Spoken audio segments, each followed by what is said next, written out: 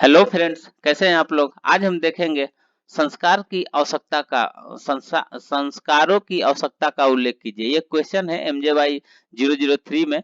तो इसको संस्कार की क्यों आवश्यकता है, इस क्वेश्चन को आज हम विस्तृत रूप से देखेंगे। तो आइए चलते हैं, देर नहीं करेंगे क्योंकि वीडियो बहुत लंबी हो जाएगी।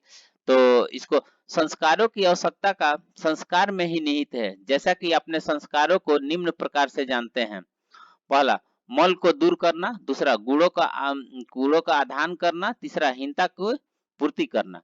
अब ये मल अब ये मल भौतिक, वैदिक, मानसिक, इन तीनों प्रकार के हो सकते हैं, क्योंकि केस केस जो जन्म से लेकर आता है गर्भस्थ शिशु, वह मल रूप है, जिसका मुंडन संस्कार के द्वारा त्याग करता है। उपनयन के द्वारा यह हिजत्व गुण का आधान होता है, जिससे विद्याध्ययन में अधिकार होता है, और यह विवाहहीनता की पूर्ति करता है। यद्यपि सार रूप में मैंने संस्कारों के प्रयोजन की आवश्यकता को कह दिया है, तथापि आपकी सुविधा के लिए इसका बिंदुवार थोड़ा विस्तार किया जाता है।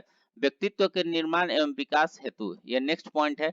ऋषि अडिंगरा व्यक्तित्व के निर्माण में संस्कारों की भूमिका को स्वीकारते हुए चित्रकर्म का सुंदर दृष्टांत देते हुए कहते हैं कि, ये एक श्लोक दिया हुआ है, आप लोग देख लीजिए। कहते हैं कि जिस प्रकार विविध रंगों के द्वारा धीरे धीरे चित्रकारी खिलती है, उसी प्रकार ब्राह्मण विधि पूर्वक किए गए विभिन्न संस्कारों के द्वारा क्रमशः खिलता है।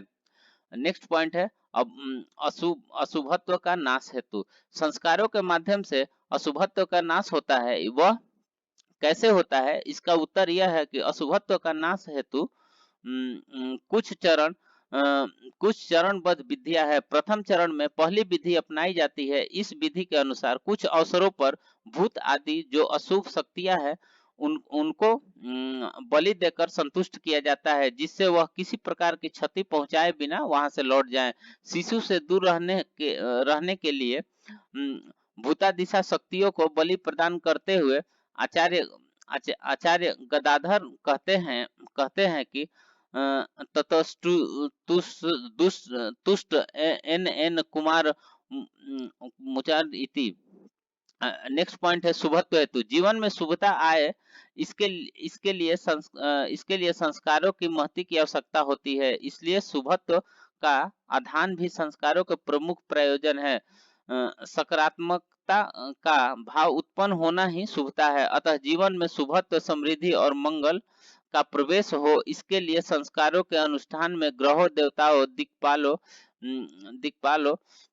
पंच महाभूतों आदि का आह्वान एवं यथा योग्य पूजन अर्चन आदि किया जाता है। नेक्स्ट पॉइंट है, परम पुरुषार्थ की प्राप्ति हेतु, सनातन मान्यता के अनुसार धर्म, अर्थ, काम, मोक्ष, ये 4 पुरुषार्थ माने गए हैं। जैसा कि आप जानते हैं कि इन पुरुषार्थों के साधन हेतु 4 आश्रमों की व्यवस्था की गई है।